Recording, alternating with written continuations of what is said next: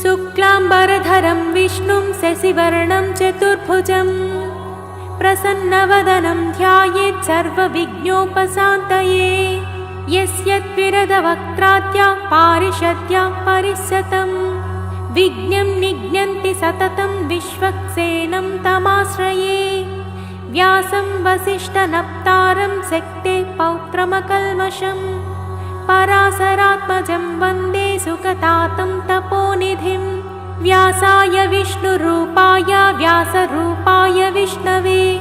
नमो वै ब्रह्मनिधये वासिष्ठाय नमो नमः। अविकाराय शुद्धाय नित्याय परमात्मने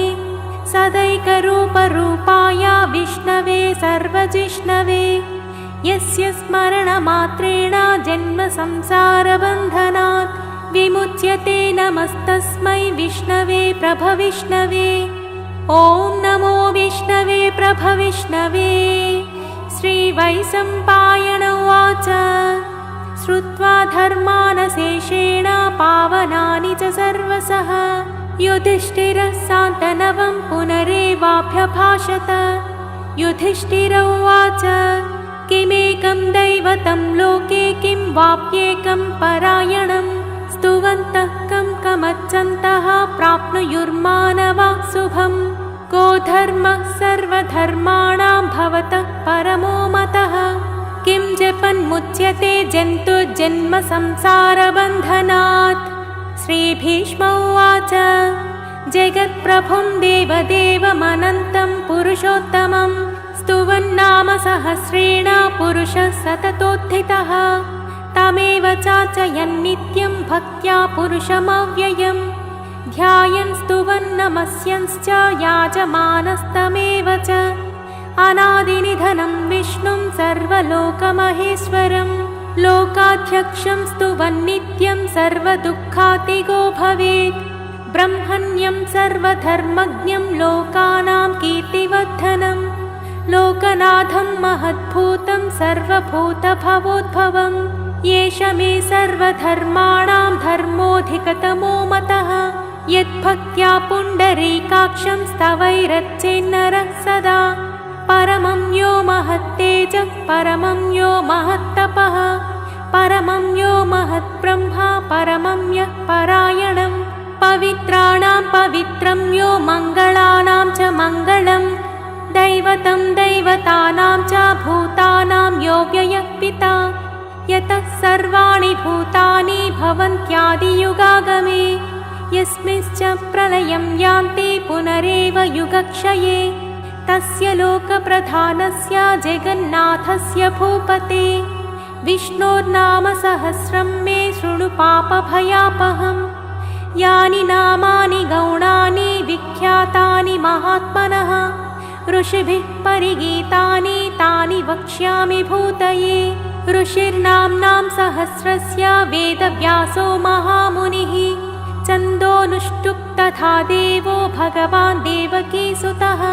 अमृतांशोद्भवो बीजं शक्तिर्देवकीनन्दनः त्रिसामाहृदयं तस्य शान्त्यर्थे विनियुज्यते। विष्णुं जिष्णुं महाविष्णुं प्रभविष्णुं महेश्वरम्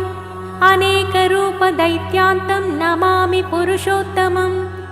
अस्य श्रीविष्णोर्दिव्यसहस्रनामस्तोत्रमहामन्त्रस्य श्रीवेदव्यासो भगवान् ऋषिः अनुष्ठुप् छन्दः। श्रीमहाविष्णुः परमात्मा श्रीमन्नारायणो देवता अमृतांशोद्भवो भानुरिति बीजं देवकीनन्दन स्रष्टेति शक्तिः उद्भवः शोभनो देव इति परमो मन्त्रः।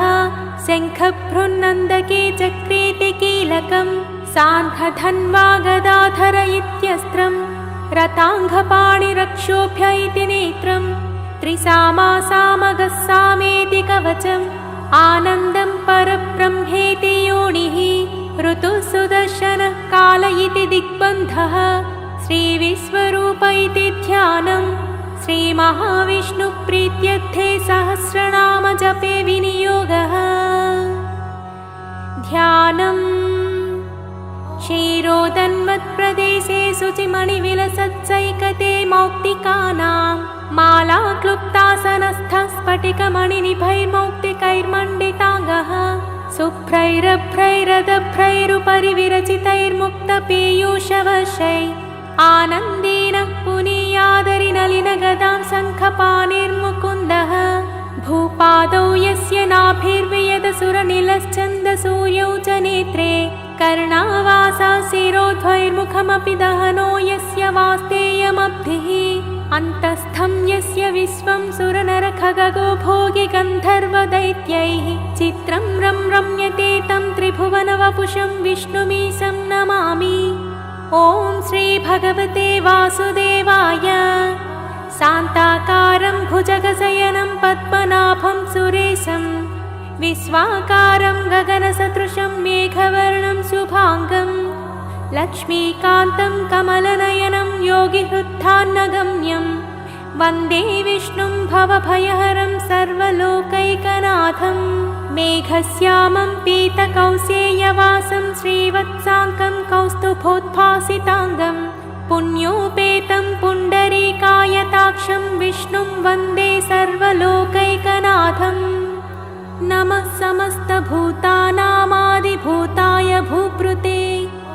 अनेकरूपरूपाय विष्णवे प्रभविष्णवे सशङ्खचक्रं सकिरीटकुण्डलं सपीतवस्त्रं सरसीरुहेक्षणं सहारवक्षस्थलशोभिकौस्तुभं नमामि विष्णुं शिरसा चतुर्भुजम्। छायायां पारिजातस्य हेमसिंहासनोपरि आसीनमम्बुदस्याममायताक्षमलङ्कृतं चन्द्राननं चतुर्बाहुं श्रीवत्साङ्कितवक्षसं रुक्मिणी सत्यभामाभ्यां सहितं कृष्णमाश्रये। ॐ विश्वं विष्णुर्वषट्कारो भूतभव्यभवत्प्रभुः भूतकृद्भूतभृद्भावो भूतात्मा भूतभावनः भूतात्मा परमात्मा च मुक्तानां परमागतिः अव्ययः पुरुषः साक्षी क्षेत्रज्ञोऽक्षर एव च योगो योगविदां नेता प्रधानपुरुषेश्वरः नारसिंहवपुः श्रीमान् केशवः पुरुषोत्तमः सर्वशिवस्थाणुर्भूतादिर्निधिरव्ययः सम्भवो भावनो भर्ता प्रभवः प्रभुरीश्वरः स्वयंभू शम्भुरादित्यः पुष्कराक्षो महास्वरः अनादिनिधनो धाता विधाता धातुरुत्तमः अप्रमेयो हृषीकेशः पद्मनाभो मरप्रभुः विश्वकर्मा मनुस्त्वष्टा स्थविष्ठस्थविरो ध्रुवः अग्राह्य शाश्वतः कृष्णो लोहिताक्षः प्रतर्दनः प्रभूतस्त्रिककुब्धामा पवित्रं मङ्गलं परम् ईशानः प्राणदः प्राणो ज्येष्ठः श्रेष्ठः प्रजापतिः हिरण्यगर्भो भूगर्भो माधवो मधुसूदनः ईश्वरो विक्रमी धन्वी मेधावी विक्रमः क्रमः अनुत्तमो दुराधश्च कृतज्ञः कृतिरात्मवान् सुरेशः शरणं शर्मा विश्वरेता प्रजाभवः अजः सर्वेश्वरः सिद्धः सिद्धः सर्वादिरच्युतः वृषा कपिरमेयात्मा सर्वयोगविनिसृतः वसुर्वसुमनः सत्यः समात्मा संमितः समः अमोघः पुण्डरीकाक्षो वृषकर्मा वृषाकृतिः रुद्रो बहुशिरा बभ्रुर्विश्वयोनिः शुचिस्रवाः अमृतः शाश्वतस्थाणुर्वरारोहो महातपाः सर्वगः सर्वविद्भानुर्विश्वक्सेनो जनार्दनः वेदो वेदविदव्यङ्गो वेदाङ्गो वेदविक्तविः लोकाध्यक्षः सुराध्यक्षो धर्माध्यक्षः कृताकृतः चतुरात्मा चतुर्व्यूहश्चतुर्धंष्ट्रचतुर्भुजः भ्राजिष्णुर्भोजनं भोक्ता सहिष्णुर्जगदादिजः अनघो विजयो जेता विश्वयोनिः पुनर्वसुः उपेन्द्रो वामनः प्रांशुरमोघः शुचिरुचितः अतीन्द्रः सङ्ग्रहः सर्गो धृतात्मा नियमो यमः वेद्यो वैद्यः सदा योगी वीरः माधवो मधुः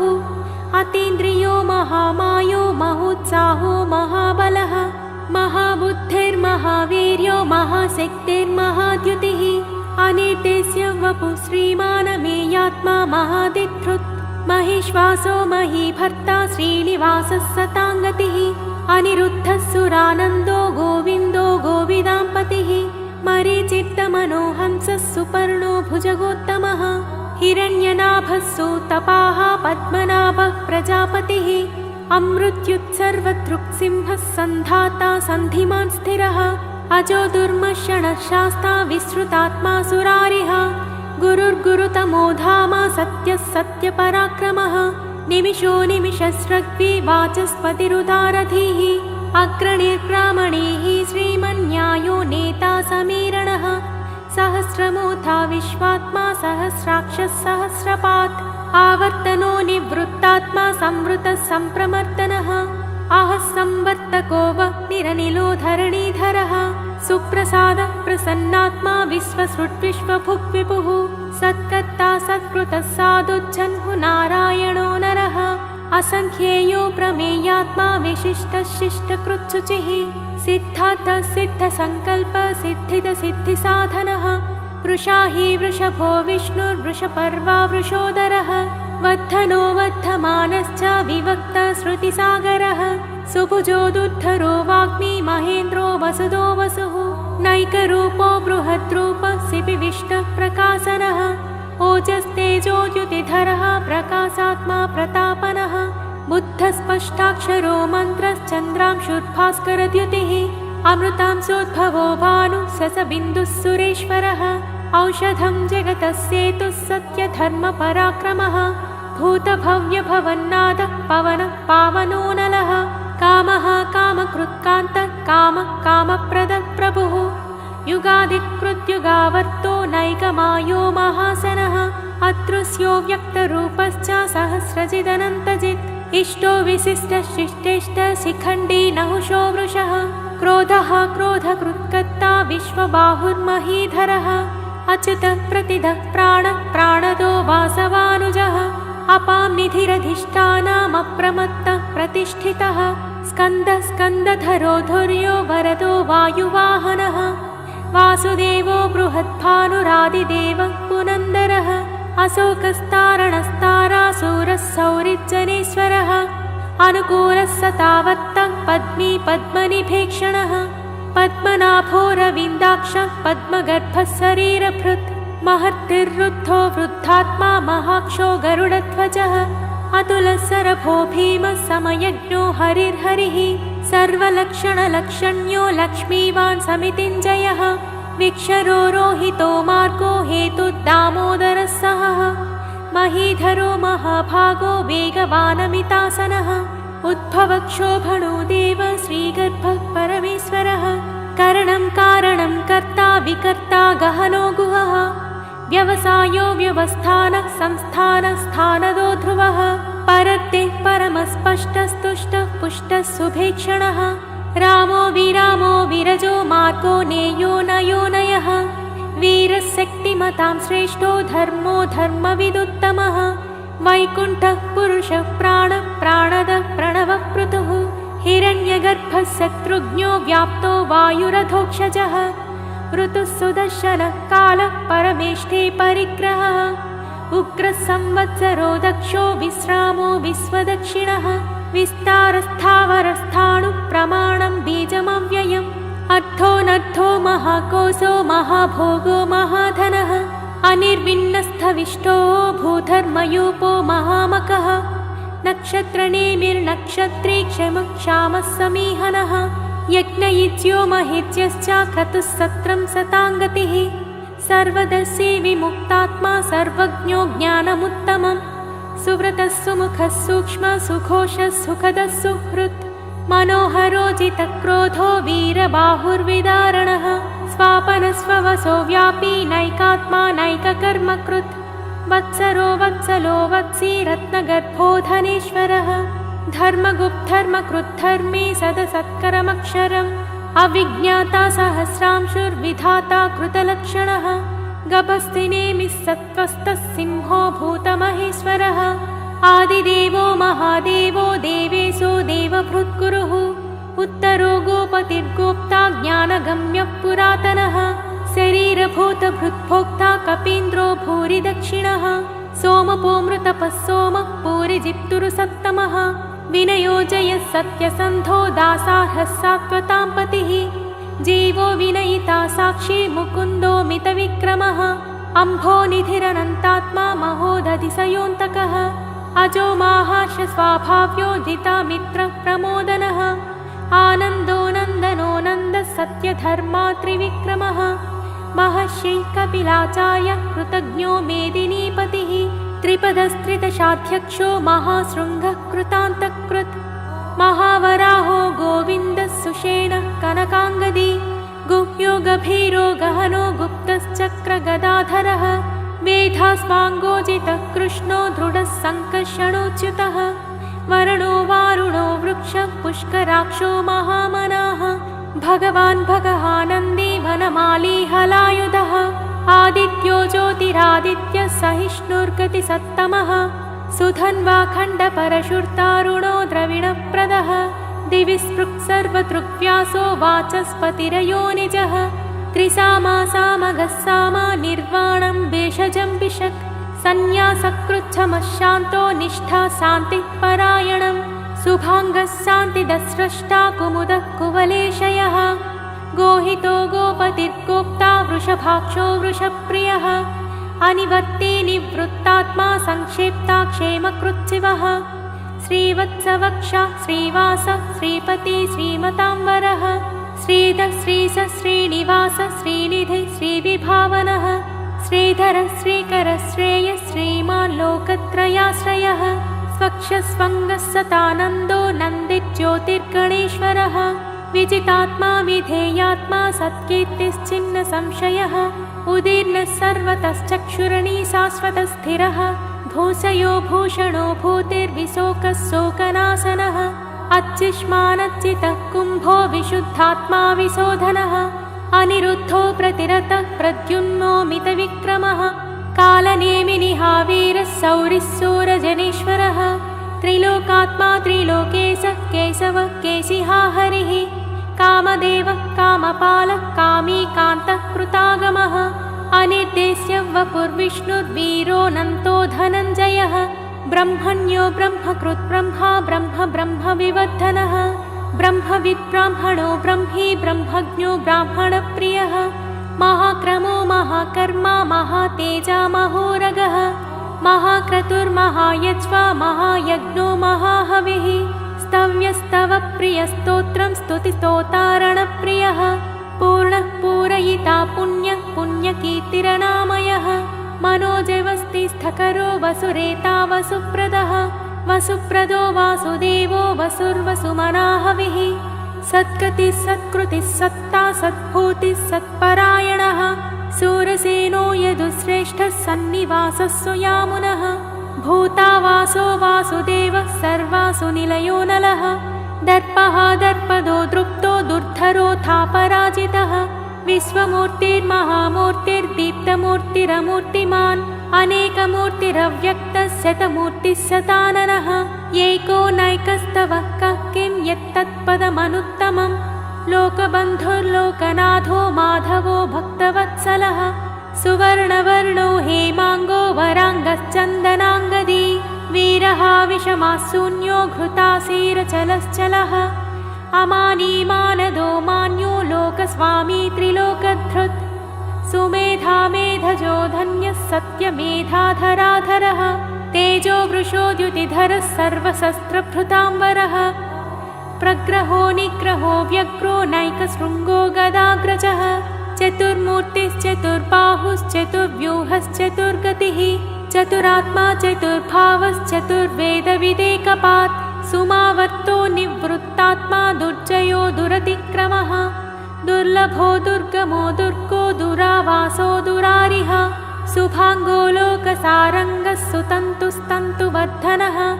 इन्द्रकर्मा महाकर्मा कृतकर्मा कृतागमः उद्भवः सुन्दरः सुन्दो रत्ननाभः सुलोचनः अर्को वाजसनशृङ्गी जयन्तः सर्वविजयी सुवर्णबिन्दुरक्षोभ्यः सर्ववागीश्वरेश्वरः महाह्रदो महागर्तो महाभूतो महानिधिः कुमुदः कुन्दरः कुन्दपर्जन्यः पावनोऽनिलः अमृतांसोऽमृतवपुः सर्वज्ञः सर्वतोमुखः सुलभः सुव्रतः सिद्धः शत्रुजिच्चत्रुतापनः न्यग्रोधोदुम्बरो स्वत्तश्चाणूरान्ध्रनिषूदनः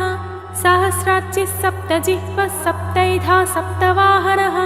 अमूर्तिरनघोचिन्त्यो भयत्कृद्भयनाशनः अणुर्बृहत्कृशस्थूलो गुणबृन्निर्गुणो महान् अद्रुतस्वद्रुतस्वास्थ्या प्राग्वंशो वंशवर्धनः भारभृत्कथितो योगी योगीशः सर्वकामदः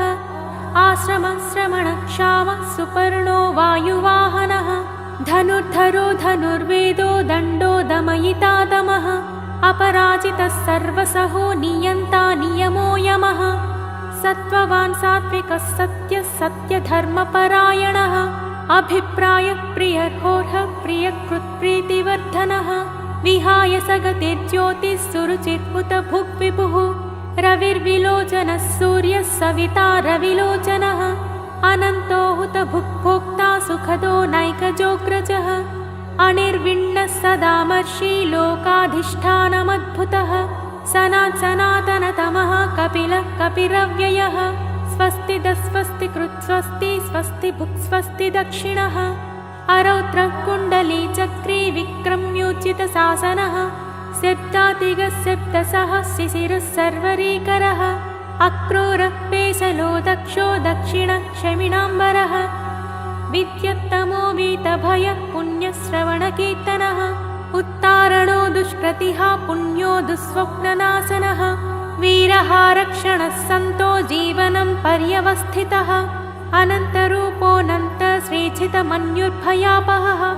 चतुरस्रोगभीरात्मा विदिशो व्यादिशो दिशः अनादिर्भूर्भुवो लक्ष्मीः सुवीरो रुचिराङ्गदः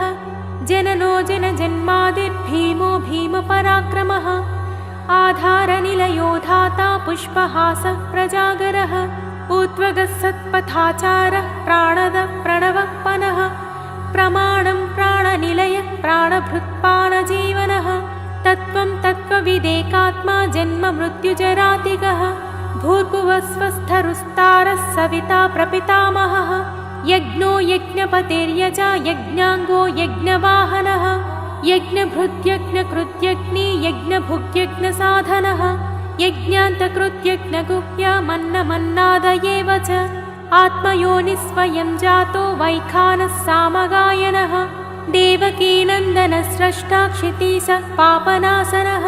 शङ्खबृन्नन्दकी चक्रे साङ्घधन्वा गदाधरः रथाङ्गपाणिरक्षोभ्यः सर्वप्रहरणायुधः श्रीसर्वप्रहरणायुध ॐ नम इति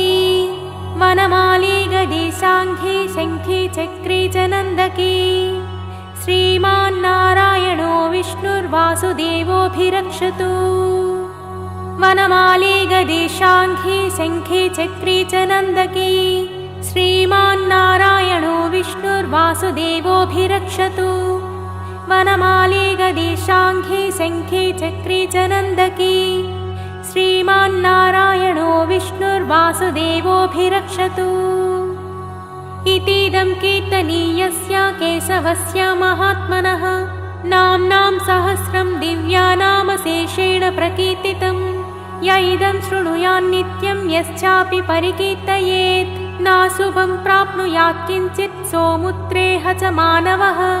वेदान्तगो ब्राह्मणः स्यात् क्षत्रियो विजयी भवेत् वैश्यो धनः समृद्धः स्यात् शूद्रः सुखमवाप्नुयात् धर्मार्थी प्राप्नुयात् धर्ममर्थार्थी चार्थमाप्नुयात् कामानवाप्नुयात् कामी प्रजार्थी चाप्नुयात् प्रजाः भक्तिमान्यः सदोत्थाय शुचिस्तद्गतमानसः सहस्रं वासुदेवस्य नाम्नामेतत् प्रकीर्तयेत् यशः प्राप्नोति विपुलं याति प्राधान्यमेव च अचलां श्रियमाप्नोति श्रेयः प्राप्नोत्यनुत्तमं न भयं क्वचिदाप्नोति वीर्यं तेजश्च विन्दति भवत्यरोगो द्युतिमान् बलरूपगुणान्वितः रोगार्तो मुच्यते रोगात् बद्धो मुच्येत बन्धनात् भयान्मुच्येत भीतस्तु मुच्येतापन्नापदः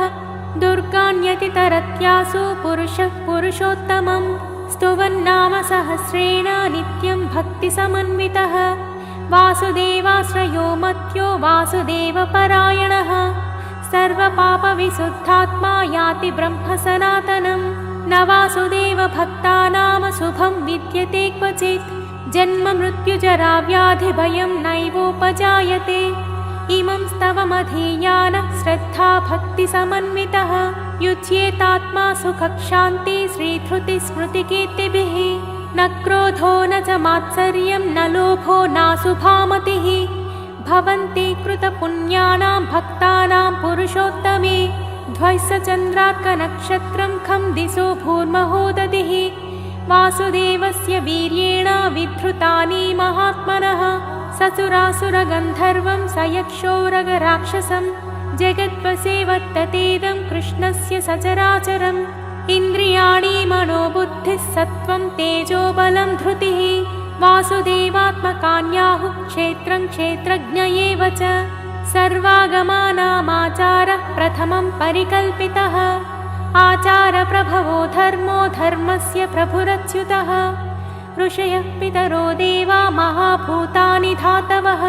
जङ्गमाजङ्गमं चेदं जगन्नारायणोद्भवम् योगो ज्ञानं तथा साङ्ख्यं विद्या शिल्पादिकर्म च वेदाशास्त्राणि विज्ञानमेतत् सर्वं जनाथनात् एको विष्णुर्महद्भूतं पृथग्भूतान्यनेकशः त्रीन् लोकान् व्याप्य भूतात्मा भुङ्क्ते विश्वभुगव्ययः इमं स्तवं भगवतो विष्णो व्यासेन कीर्तितं पठेद्य इच्छेत् पुरुषः श्रेयः प्राप्तुं सुखानि च विश्वेश्वरमजं देवं जगतः प्रभुमव्ययं भजन्ति ये पुष्कराक्षं न ते यान्ति पराभवम् न ते यान्ति पराभवम् ॐ नमः इति अर्जुन उवाच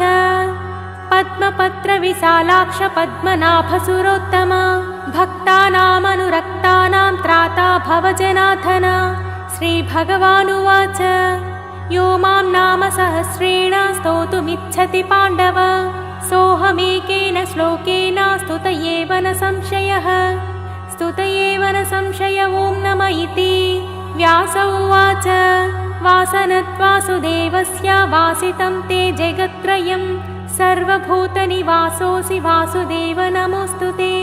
श्रीवासुदेव नमोऽस्तु ॐ नमः इति पार्वत्युवाच केनोपायेन लघुना विष्णोर्नाम सहस्रकम् पठ्यते पण्डितैर्नित्यं श्रोतुमिच्छाम्यहं प्रभो ईश्वर उवाच श्रीराम राम रामेति रमे रामे मनोरमे सहस्रनाम तत्तुल्यं रामनामवरानने श्रीराम राम रामेति रमे रामे मनोरमे सहस्रनाम तत्तुल्यं रामनामवरानने श्रीराम राम रामेति रमे रामे मनोरमे सहस्रनाम तत्तुल्यं रामनामवरानने रामनामवरानन ॐ नमः इति ब्रह्मोवाच नमोऽस्त्वनन्ताय सहस्रमूर्तये सहस्रपादाक्षशिरोरुबाहवे सहस्रनाम्ने पुरुषाय शाश्वते सहस्रकोटियुगधारिणे नमः सहस्रकोटियुगधारिणे ॐ नमः इति सञ्जय उवाच यत्र योगेश्वरः कृष्णो यत्र पार्थो धनुर्धरः तत्र श्रीर्विजयो भूते ध्रुवा नीतिर्मतिर्मम श्रीभगवानुवाच अनन्याश्चिन्तयन्तो मां ये जनाः पर्युपासते तेषां नित्याभियुक्तानां योगक्षेमं वहाम्यहम् परित्राणाय साधूनां विनाशाय च दुष्कृतां धर्मसंस्थापनार्थाय सम्भवामि युगे युगे आत्ता विषण्णाः शिथिलाश्च भीताः घोरेषु च व्याधिषु वर्तमानाः सङ्कीर्त्य नारायणशब्दमात्रं विमुक्तदुःखाः सुखिनो भवन्ति कायेन वाचा मनसेन्द्रियैर्वा बुद्ध्यात्मना वा प्रकृते स्वभावात् करोमि यद्यत् सकलं परस्मै नारायणायेति समर्पयामि।